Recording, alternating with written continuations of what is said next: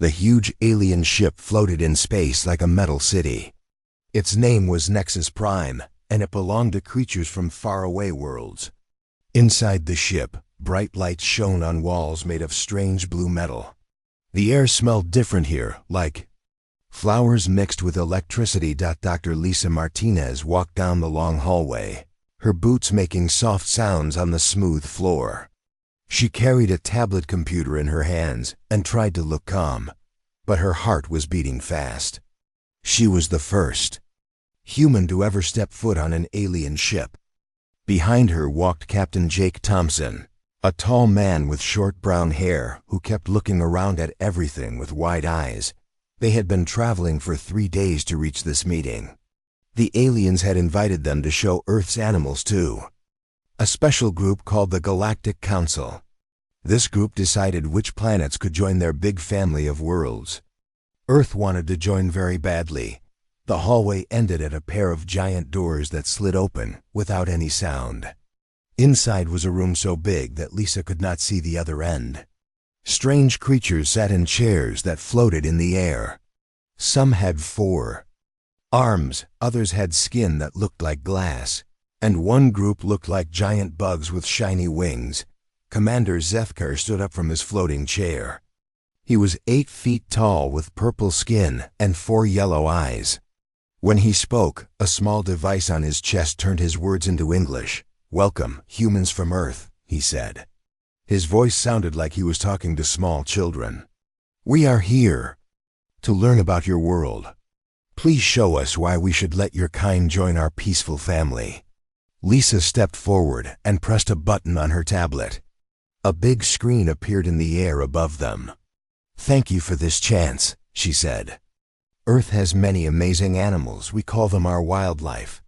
The first picture showed a huge male lion with a thick brown mane. His yellow eyes stared at the camera while he stood on top of a rock. The lion opened his mouth and showed teeth as long as fingers. The alien creature started making sounds. Some clicked their tongues, others made buzzing noises. Lisa realized they were laughing at the lion. "This is your dangerous predator?" asked Ambassador Velrix. She looked like a giant green grasshopper with silver wings. "It appears so slow and clumsy. On my world, our grass eaters could easily outrun such a creature." Lisa felt her face get hot, but she kept going. The next picture showed a huge grizzly bear standing on its back legs. The bear was 10 feet tall and weighed as much as a small car. Its claws were longer than kitchen knives. More laughter filled the room. Commander HFY shook his 4-eyed head. "These animals rely on simple muscle power. How primitive. True advanced species moved beyond such crude methods millions of years ago." Captain Thompson stepped up next to Lisa. "These animals are perfectly designed for their environment," he said, trying to keep his voice steady. "They've survived for thousands of years." A creature that looked like it was made of blue crystal spoke up. This was Speaker Nelthara from the water world of Murgath. "Survival of the fittest is an outdated concept, human. Civilized worlds eliminate such barbaric competition. We achieved perfect harmony by removing all aggressive tendencies from our species." Lisa showed more pictures. A great white shark with rows of sharp teeth. A pack of wolves hunting together in deep snow. A tiger with orange and black stripes hiding in tall grass. Each picture brought more laughter and dismissive comments from the aliens. "Your world sounds like a nightmare," said Velrix, her bug-like head shaking back and forth. "Constant fear, constant violence, constant death. No wonder your species has not advanced very far." Commander HFY looked at some notes on a glowing pad. "Our records show that your people still fight wars with each other. You have weapons that could destroy your entire planet. This proves that predatory instincts lead only to destruction." The crystal being, who belonged to a species called the Silandri, made a sound like wind chimes. "Our analysis is complete. Earth's ecosystem is too violent and unstable. Humans who grew up in such an environment cannot be trusted in a peaceful galactic community." Lisa felt her heart sink. All the work, all the hope, all the dreams of joining the galactic family were falling apart. The aliens had made up their minds. They thought Earth was too dangerous, too wild, too savage. Captain Thompson tried one more time. Our predators have also given us strength. We learned to solve problems, to never give up, to work together when things get tough. Exactly our point, said Zethkar. You celebrate struggle instead of peace. You glorify conflict instead of harmony. The Galactic Federation has enjoyed 10,000 years of peace because we only accept species that have evolved beyond such primitive drives. The room fell quiet except for the soft humming of the ship's engines. Lisa looked at all the alien faces staring down at her. Some looked bored. Others looked disgusted. None looked impressed. She was about to pack up her tablet when an idea struck her. A crazy, dangerous idea that might be their last chance. You haven't seen our most effective predator yet, she said quietly. Velric's antennae twitched. More of the same primitive brutality, no doubt. This one is different, Lisa continued. It's not the biggest or the strongest. Most people don't even know it exists. But other predators fear it more than any other creature on Earth. The aliens looked at each other. Commander Zethkar's 4 eyes narrowed. Are you attempting to waste more of our time with another display of your planet's violent nature? Give me one more chance, Lisa said. Tomorrow morning, one final presentation. If this doesn't change your mind, we'll accept your decision and leave peacefully. Captain Thompson stared at her like she had lost her mind. He had no idea what she was planning, but he could see the determination in her eyes. Zethkar discussed something in his own language with the other council members. Their voices sounded like musical instruments playing different tunes at the same time. Finally, he turned back to the humans. Very well, one final presentation tomorrow at the same time. But understand this will be your last opportunity. After tomorrow, the vote will be final. Earth will not be invited to join the Galactic Federation. As they walked back through the long hallways to their guest rooms, Captain Thompson grabbed Lisa's arm. What are you thinking? We've already shown them our biggest predators. What else is there? Lisa smiled for the first time since arriving. On the ship, Jake, we've been thinking about this all wrong. We showed them predators that hunt for food, that kill to survive. But there's one creature on Earth that doesn't hunt for survival. It hunts because it wants to. It fights because it enjoys fighting. It never backs down, never gives up, and never shows fear. What are you talking about? Tomorrow they're going to meet the honey badger. Captain Thompson stopped walking. Lisa, are you serious? A honey badger? It's smaller than a house cat. Size doesn't matter, she said, her eyes getting bright with excitement. What matters is attitude. And no creature on Earth has a better attitude for impossible situations than a honey badger. That night, Lisa worked until 3 in the morning, putting together video clips and research data. She knew this was humanity's last shot. The aliens expected another big, scary predator.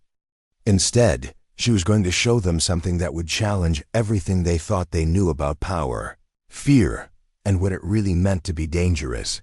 The fate of Earth's future in the galaxy rested on a small, black and white animal that most humans had never heard of. But Lisa knew something the aliens didn't. Sometimes the smallest package contains the biggest surprise. The next morning came too quickly.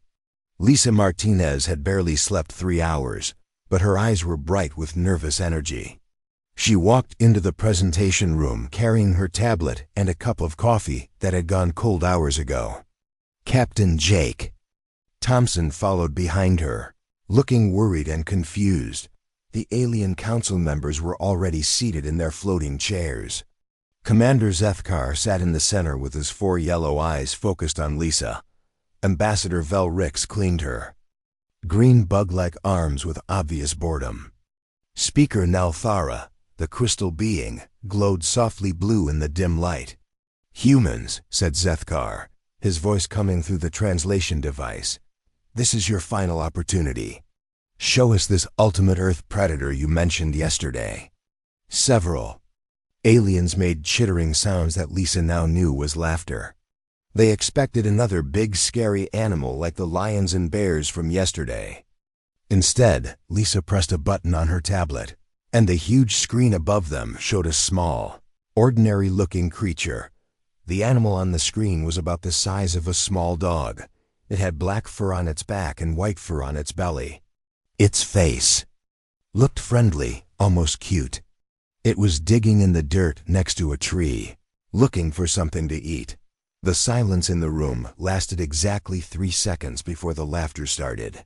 Velrix made a sound like steam escaping from a kettle. "This tiny mammal is your ultimate predator. It looks like a pet that children would play with." Other aliens joined in the laughter. Some made buzzing sounds, others clicked their tongues. Commander Zethkar shook his head with all 4 eyes, showing amusement. "Humans, this creature appears smaller and weaker than yesterday's animals. Are you making fun of this council?" Lisa smiled calmly and pressed another button. "This is a honey badger. Its scientific name is Mellivora capensis. Let me show you why other predators on Earth fear this animal more than any other." The first new video clip showed the same small creature walking across an African plain. In the distance, a group of lions was resting under a tree. The honey badger walked straight toward them without slowing down or changing direction. The aliens stopped laughing and leaned forward in their chairs. The lions on the screen noticed the honey badger coming. The huge predators stood up, showing their sharp teeth and powerful muscles. But instead of attacking, they moved away from the tree and let the small animal pass. "Interesting," said Zethkar, "but perhaps the large predators were not hungry." Lisa pressed another button. The next video showed a honey badger walking up to a leopard that was eating a fresh kill. The leopard was 3 times bigger than the honey badger and had spotted fur with muscles that moved like liquid under its skin. When the honey badger approached, the leopard growled and showed its fangs. The honey badger ignored the warning completely. It walked right up to the dead animal and started eating. The leopard growled louder and swiped at the honey badger with claws that could cut through bone. The honey badger looked up at the leopard for a moment, then went back to eating. The leopard tried again, this time with both paws. The honey badger still ignored it.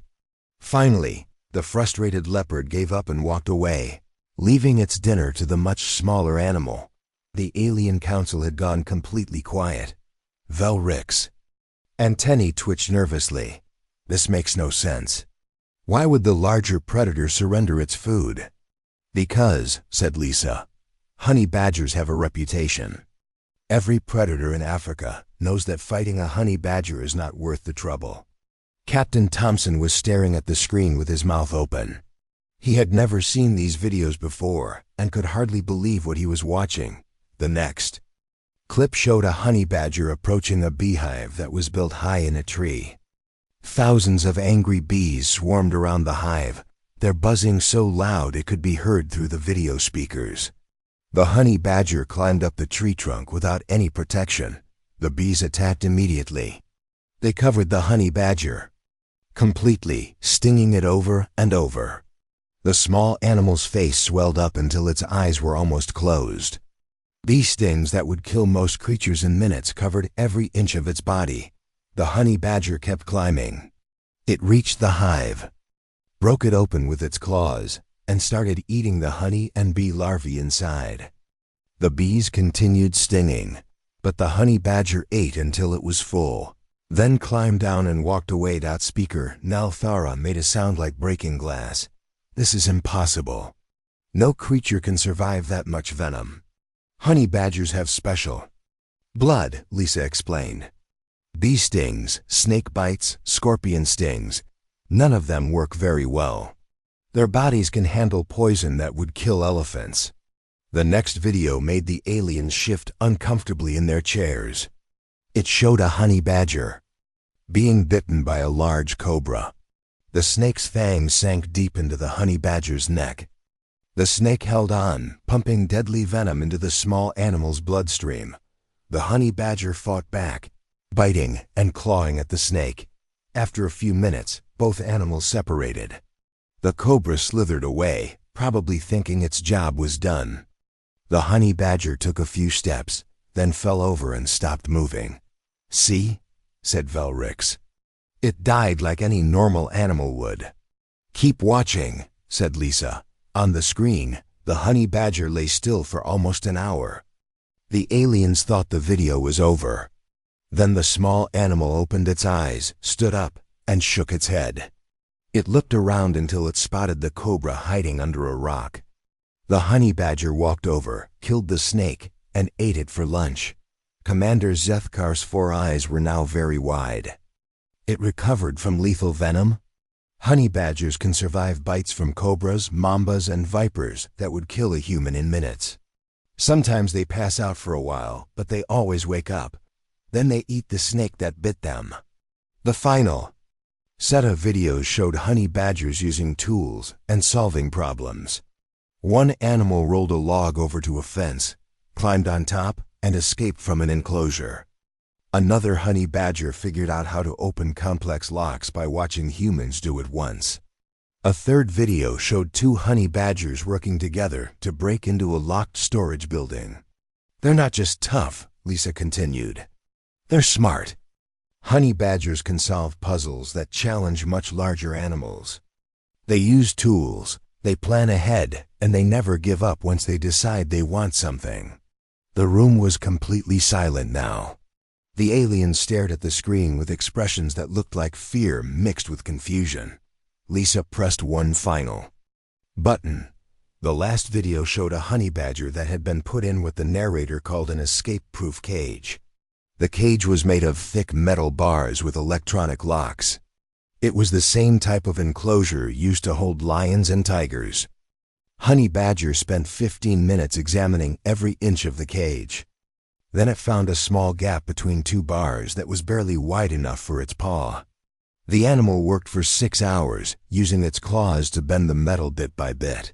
When the gap was finally big enough, the honey badger squeezed through and walked away. The narrator's voice said, "This honey badger escaped from 17 different enclosures in 2 years." Zoo designers eventually gave up trying to contain it. Ambassador Velrix made a sound like a broken whistle. "This creature never stops trying?" "Never," said Lisa. Honey badgers don't understand the word impossible. They don't care if something is bigger, stronger, or more dangerous than they are. They just keep going until they get what they want. Captain Thompson finally found his voice. "Lisa, why are you showing them this?" Lisa turned to face the alien council. Her voice was steady and serious. "Because I want you to understand something important about Earth. We didn't just live alongside creatures like this. We learned from them. Honey badgers taught us that size doesn't matter, that giving up is not an option, and that the only way to fail is to stop trying." The aliens looked at each other with growing alarm. Commander Zethkar's translation device struggled to find words for the sounds he was making. "Are you saying that humans share these traits?" The question hung in the air like a storm cloud ready to burst. Commander Zethkar had asked if humans shared the honey badger's traits, and the silence that followed felt heavy and dangerous. Dr. Sam Rodriguez stepped forward from where he had been standing, quietly near the back of the room. He was a thin man with gray hair and kind eyes, but when he spoke, his voice carried the authority of someone who had spent 30 years studying how minds work. "Commander Zethkar," he said calmly, "that's exactly the right question to ask. And the answer is yes. Humans do share many traits with the honey badger, but let me explain what that really means." The alien council members shifted nervously in their floating chairs. Ambassador Velrix made a clicking sound with her bug-like mouth that sounded worried. Sam walked to the center of the room where everyone could see him clearly. "The honey badger isn't just tough or smart. It represents something that your species removed from your evolution long ago. It shows us what happens when a creature refuses to accept that anything is impossible. Speaker Nalthara, the crystal being, glowed brighter blue. But surely such behavior is harmful to survival? Creatures that take unnecessary risks should die out quickly. That's what makes it so interesting, Sam replied. Honey badgers don't just survive, they thrive. They've been around for millions of years, and they're not going anywhere. Other animals avoid them not because they're the biggest or strongest, but because they're the most determined. Captain Jake Thompson moved to stand next to Sam. My grandfather used to tell me stories about the war his father fought in. He said the soldiers who came home weren't always the strongest or the smartest. They were the ones who refused to quit, no matter how bad things got. Commander Jethkar's 4 eyes blinked in sequence. You are suggesting that humans developed in an environment where this persistence was necessary. More than necessary, said Lisa Martinez, joining the conversation. It was essential. Earth didn't just have honey badgers. It had ice ages that lasted thousands of years, volcanoes that blocked out the sun, diseases that killed entire populations. Humans survived all of it by developing the same attitude as the honey badger. Sam nodded and continued the explanation. When early humans faced a problem, they didn't have the option of giving up. If the water source dried up, they had to find a new one or die. If predators threatened their families, they had to fight or watch their children get eaten. If food became scarce, they had to figure out new ways to hunt and farm. The aliens were listening carefully now, but their body language showed growing concern. Velric's ass antennae twitched rapidly, and several other council members made soft sounds of distress. Every generation of humans faced challenges that seemed impossible, Sam went on. And every generation found ways to overcome them. We learned to use tools, then to make better tools. We learned to work together, then to organize into larger groups. We learned to think ahead, to plan, to never accept that a problem couldn't be solved. Speaker Nalthara made her wind chime sound, but it was higher pitched than before. This explains your species' rapid technological development. But it also explains your tendency toward conflict. Captain Thompson's face grew serious. That's true. We do fight sometimes, but we also build, we explore, we create. The same drive that can lead to war also leads to art, music, science, and exploration. Lisa pulled up another image on the screen. It showed a human climbing a tall mountain, covered in snow and ice. The person was small against the huge white peak, but they kept climbing despite the obvious danger. This is Mount Everest, the tallest mountain on Earth, she said. Hundreds of people have died trying to climb it. The air is so thin that humans can barely breathe.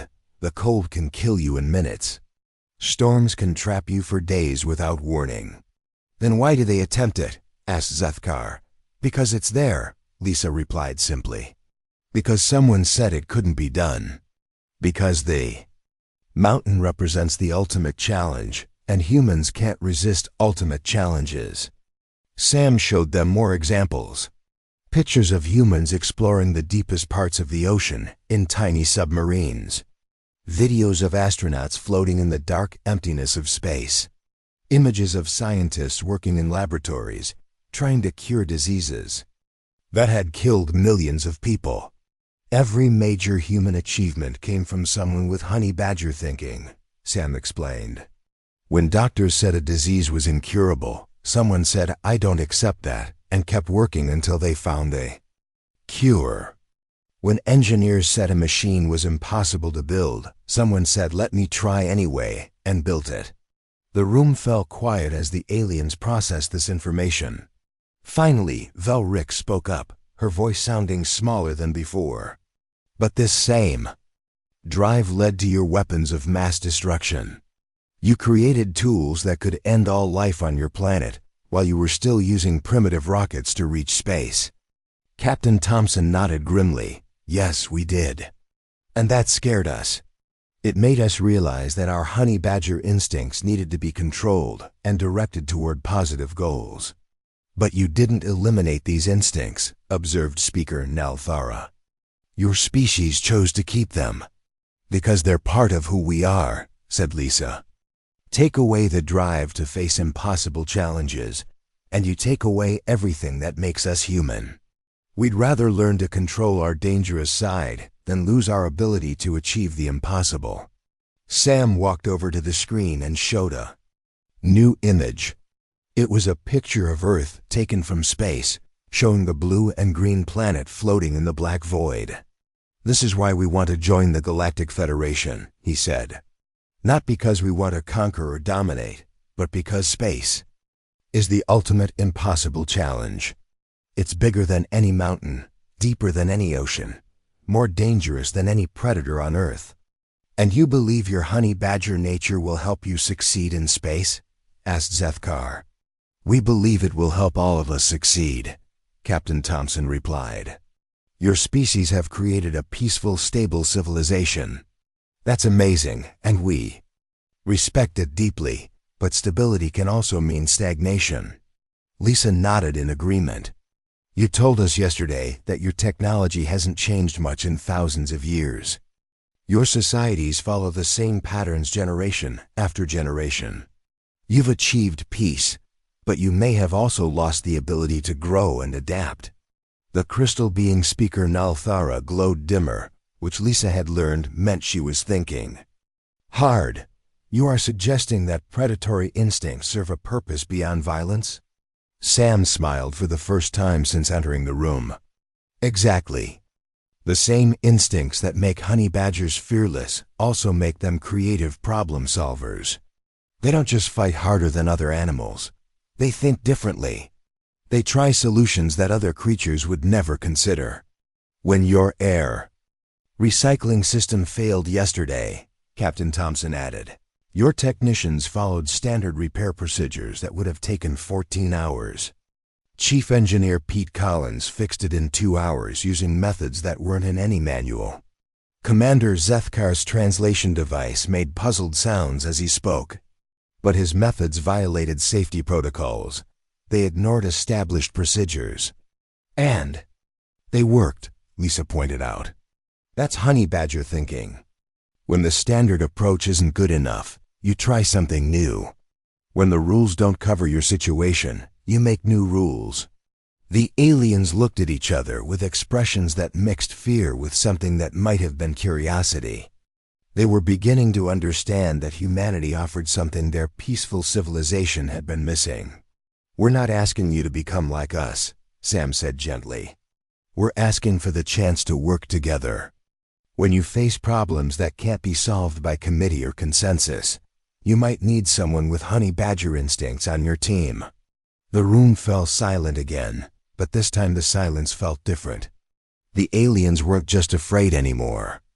They were thinking, considering, imagining what might be possible if they said yes to this strange, dangerous, determined species from the small blue planet. 3 days passed like a long, slow storm. The Alien Council held meeting after meeting behind closed doors. Dr. Lisa Martinez, Captain Jake Thompson, and Dr. Sam Rodriguez waited in their guest rooms, knowing that whispered conversations stopped. Whenever they walked into a room, the ship felt different now. Alien crew members stared at the humans with new eyes. Some looked curious, others looked worried, and a few looked downright scared. The 3 humans had become famous throughout the ship as the people who showed the council the honey badger videos. On the 3rd morning, everything changed because of a broken machine. Chief Engineer Pete Collins was in the ship's engine room, looking at a massive air recycling system that had stopped working during the night. Pete was a short, thick man with oil-stained hands and gray hair. He had fixed engines on Navy ships for 20 years before joining the space program. The alien technicians were already working on the problem when Pete arrived. There were 6 of them, all from different species, following repair procedures. from thick manual books. Their leader was a tall, thin creature with purple skin and extra arms that moved like snakes. "How long will this take?" Pete asked through his translation device. The purple alien looked up from his manual. "Standard protocol requires 14 hours for complete system restoration. We must follow each step exactly to ensure safety." Pete walked around the broken system, looking at pipes and wires and glowing panels. The aliens had removed several large panels and were testing each part one by one. Their tools were precise and their movements were careful, but they were moving very slowly. "What if I told you there was a faster way?" Pete asked. The purple technician made a sound like a tired sigh. "Human Collins, these procedures have been tested for thousands of years. They ensure that repairs are safe and permanent." Pete nodded and kept looking at the system. After 30 minutes, he had an idea. It wasn't a safe idea according to the manuals, but it might work. "Can I try something?" he asked. The aliens looked at each other nervously. They had heard about human unpredictability from the council meetings. But the ship needed air, and they were curious about what the human would do. "You may observe our work," said the purple technician carefully, "but please do not touch anything." Pete smiled and ignored the warning completely. He found a storage room filled with spare parts and started gathering pieces that weren't supposed to go together. The aliens watched in growing alarm as he collected pipes, wires, and metal plates from different systems. "Human Collins," called the technician. "Those components are not compatible with this system." "They are now," Pete said, and started connecting things in ways that weren't in any manual. What Pete did next horrified the alien engineers. He bypassed 3 safety systems, created connections that didn't exist in the original design, and used parts from the food preparation system to fix the air recycling system. He worked fast, ignoring proper procedures and making decisions based on instinct rather than instructions. The aliens tried to stop him several times, but Pete kept working. He crawled through spaces that were too small, reached around dangerous electrical connections, and jury-rigged solutions that made the technicians cover their eyes in fear. 2 hours later, the air recycling system was running better than it had in months. "Impossible," whispered the purple technician, staring at readings that showed perfect performance from a system that should not work at all. Word of Pete's repair job spread through the ship faster than electricity through wires. Within an hour, Commander Zethkar himself arrived in the engine room to see what had happened. "Explain this," Zethkar demanded, his 4 eyes studying Pete's improvised connections. Pete wiped his oily hands on a rag and shrugged. "The manual said it would take 14 hours to replace the broken parts. I figured there had to be a quicker way. But you ignored safety protocols. You used incompatible components. You created connections that violate basic engineering principles. But it works," Pete pointed out. "Sometimes you have to break a few rules to solve the real problem." Commander Zethkar spent an hour examining Pete's work. Other alien engineers arrived to study the impossible repair job. They took pictures, made measurements, and ran tests. Everything showed the same result. The human's chaotic, rule-breaking approach had created a better system than the original. That evening, Commander Zethkar called an emergency meeting with the human delegation. When Lisa, Jake, and Sam arrived at the meeting room, they found the alien commander pacing back and forth like a caged animal. "We have a problem," Zethkar announced without any greeting. "Today we observed Chief Engineer Collins perform what can only be described as mechanical magic. He solved a complex engineering problem in 2 hours using methods that should not work." Dr. Rodriguez sat down slowly. "And this concerns you because it proves everything you told us about honey badger behavior," Zethkar replied. "Collins didn't just fix our machine. He demonstrated the exact same disregard for established procedures, the same willingness to ignore safety warnings, and the same stubborn refusal to accept that something cannot be done. Captain Thompson leaned forward. Pete's a good engineer. He sees problems differently than most people. That is precisely what frightens us, said Zethkar. His 4 eyes focused on each human in turn. We spent 3 days analyzing your honey badger presentation. We studied your species history. We examined your technological development, and we have reached a disturbing conclusion. Lisa felt her heart begin to beat faster. What conclusion? Commander. Zethkar stopped pacing and faced the humans directly. You were not showing us Earth's ultimate predator 3 days ago. You were showing us yourselves. The room fell silent except for the soft humming of the ship's engines. Sam nodded slowly. We tried to explain that humans learn from creatures like the honey badger. You did more than learn from them, Zethkar continued. You became them. Every major human achievement has been accomplished by individuals who refused to accept that something was impossible. Your species built weapons that could destroy your world while you were still using primitive rockets to reach your moon. Ambassador. Velrix entered the room at that moment, her green bug-like form moving quickly across the floor. The emergency council session has concluded, she announced. The preliminary vote is 41-2 against human admission to the Federation. Dr. Rodriguez looked up sharply. 41-2? What changed since yesterday? Today's incident. With Collins proved our worst fears, Velrix explained. Your species combines honey badger persistence with advanced intelligence. You don't just refuse to give up. You actively seek out impossible challenges. Speaker Nalfara glided into the room. Her crystal form glowing dim blue with what the humans had learned meant deep concern. The Federation has maintained peace for 10,000 years by excluding species with predatory instincts. Your people represent an existential threat to that stability. Captain Thompson stood up, his face serious. We're not asking you to change your society. We're offering partnership with the species that can solve problems you can't solve yourselves. But at what cost? Asked Zethkar. Collins fixed our air system, yes. But he also violated every safety procedure we have developed over millennia. What happens when humans decide that our laws are also just suggestions to be ignored? Lisa tried a different approach. Commander, you said your technology hasn't advanced much in thousands of years. Your societies follow the same patterns generation after generation. Maybe that's because you eliminated the drive to push boundaries. We eliminated the drive for destructive competition, Velrix corrected. We chose peace over progress. But progress doesn't have to be destructive, Sam argued. The same honey badger instincts that can lead to conflict can also lead to discovery, exploration, and innovation. It depends on how they're directed. Speaker Nalfara's glow grew brighter.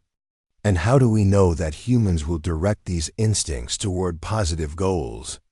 Your own history shows repeated cycles of war and destruction. Because we learned, Captain Thompson replied firmly.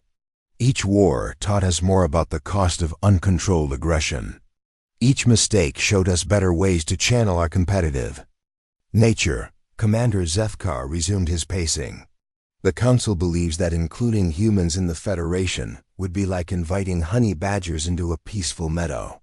Eventually, your nature would assert itself, and our 10,000 years of peace would end. The weight of the decision pressed down on everyone in the room. The humans had come so far, shared so much, and tried so hard to prove that different species could work together. But the aliens' fear of human unpredictability seemed stronger than their curiosity about what humans might accomplish. There will be a final vote tomorrow, Zethkar announced. All 43 member species will decide humanity's fate. 2 weeks later, the human delegation stood in the biggest room they had ever seen. The Grand Assembly Hall aboard the Federation capital ship called Harmony's Dream was so huge that clouds formed near the ceiling. 43 different alien Species-filled floating platforms that rose like a mountain around the central speaking area. Dr. Lisa Martinez, Captain Jake Thompson, Dr. Sam Rodriguez, and Chief Engineer Pete Collins stood together in a small circle of light at the bottom of this enormous space. Above them, creatures that looked like living crystals sat next to others that resembled giant flowers. Bug-like beings with shiny wings shared platforms with blob-shaped aliens that glowed different colors. The debate had been going on for 3 days. Lisa could hear pieces of it through the translation devices, but most of the arguing happened in languages that sounded like music, static, or breaking glass. Commander HFY floated on a platform near the center of the assembly. His 4 yellow eyes looked tired, and his purple skin seemed darker than usual. When he spoke, his voice echoed through the vast chamber. "Representatives of the Galactic Federation," he began, "we have gathered to decide the fate of the species called humans from the planet Earth. This decision will affect not just these 4 individuals, but the future of our entire civilization." A creature that looked like a walking tree raised one of its branch-like arms. "The evidence is clear. Humans represent a danger to everything we have built. Their honey badger nature makes them unpredictable and potentially violent." From another platform, a young alien that resembled a giant butterfly spoke up. "But unpredictability might be exactly what we need. When did we last solve a problem that seemed impossible? When did we last create something truly new?" The tree creature's leaves rustled with annoyance. "We have maintained 10,000 years of peace. Why would we risk that for the promise of uncertain progress?" Lisa listened to the debate and felt her heart sink. Most of the older aliens seemed afraid of humanity. They talked about stability, safety, and the importance of following established rules. But some of the younger representatives asked different questions about growth, discovery, and the cost of staying the same forever. Commander HFY called for quiet, and the enormous chamber fell silent. "The investigation committee has prepared its final report. The evidence shows that humans do indeed possess the traits they demonstrated in their honey badger presentation." On the huge screens around the chamber, images appeared showing human achievements. Pictures of cities built in impossible places, like on the sides of mountains or floating on water. Videos of humans exploring the deepest parts of their oceans and the furthest reaches of their solar system. Humans have survived ice ages, plagues, natural disasters, and wars that should have destroyed their species, HFY continued. They have built machines that let them fly faster than sound, communicate across their entire planet instantly, and travel to other worlds. Ambassador Velric stood up on her platform, her green bug-like form clearly visible against the bright lights. "These achievements came at a terrible cost. Humans nearly destroyed their own planet multiple times. They created weapons that could end all life on Earth while they were still learning to travel between worlds. But they didn't destroy themselves," called out Speaker Nalthara, the crystal being. "Despite having the power to end their civilization, they chose to control their destructive impulses instead." A new voice joined the debate. It belonged to a young alien from the Krythak species, beings that looked like large grasshoppers. "Maybe the problem isn't that humans are dangerous. Maybe the problem is that we've become too safe."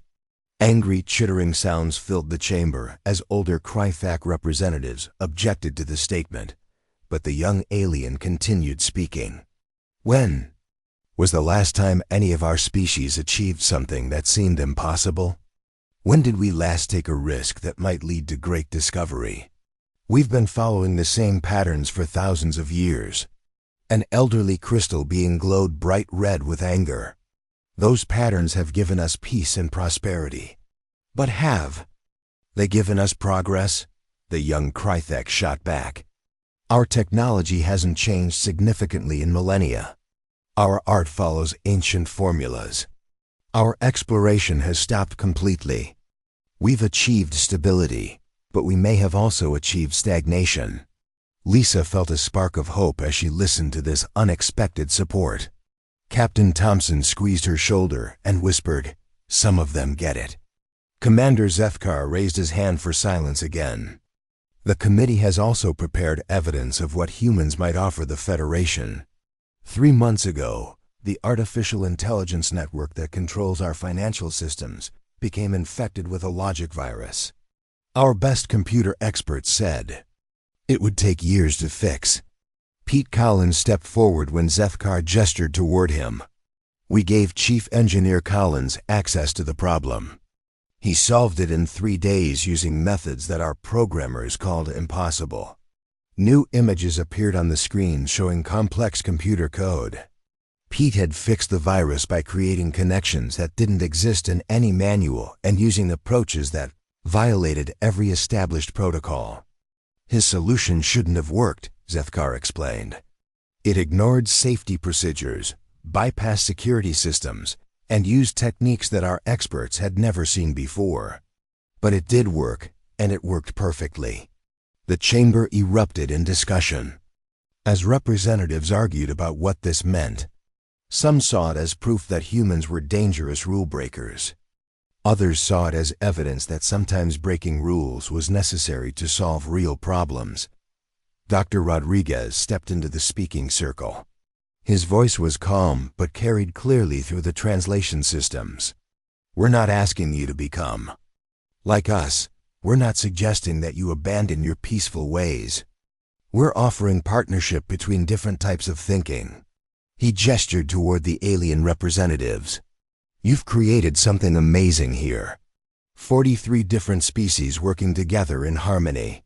That's an achievement humans can barely imagine. But harmony sometimes means that new ideas get smoothed out before they can grow. What are you proposing? Asked a flower-like alien whose petals changed colors as it spoke. Let humans be your honey badgers, Lisa said, stepping forward. When you face challenges that can't be solved by committee or consensus, let us try the approaches that seem impossible. When you need someone to ignore the rules and find new solutions, we'll be ready. The debate continued for hours. Representatives argued about risk versus reward, tradition versus innovation, safety versus progress. The younger aliens seemed more willing to take a chance on humanity, while the older ones preferred the safety of established patterns. Finally, Commander Zethkar called for the vote. Each species would choose whether to accept humans as members of the Galactic Federation. The chamber fell silent as the votes were counted. The results appeared on screens throughout the hall. 22 species voted yes, 18 voted no, and 3 abstained. Humanity had been accepted by the narrowest possible margin, but Zethkar wasn't finished. The Federation has created a new category of membership specifically for humans. You will not participate in normal governance decisions. Instead, you will serve as specialized problem resolution partners. Lisa felt confused. What does that mean? It means that when we face challenges that normal methods cannot solve, we will call on human teams to try the impossible approaches, Zethkar explained. You will be our controlled chaos, our directed honey badger instincts. 6 months passed quickly. The first test came when a massive space station lost its main power source and started drifting toward a star. Federation engineers said it would take months to design a rescue mission using safe, approved methods. A human team led by Pete Collins reached the station in 2 weeks. They used improvised equipment, ignored safety protocols, and jury-rigged solutions that made alien observers cover their eyes in fear. But they saved 8,000 lives and brought the station safely back to its proper orbit. Word of the rescue spread throughout the Federation. Species that had voted against human membership began asking for human assistance with their own impossible problems. Dr. Lisa Martinez recorded her thoughts in a personal log as she looked out at the stars from her new office aboard a Federation research vessel. They were afraid of our predatory instincts, but they've learned that sometimes you need honey badger thinking to solve honey badger problems. The galaxy's about to become a much more interesting place. The final entry in her log read, "Today we establish the Tenacity Corps, specialized human teams that tackle impossible challenges across the galaxy. The honey badger has become our symbol, proving that sometimes the smallest, most determined creature can change everything, and we're just getting started."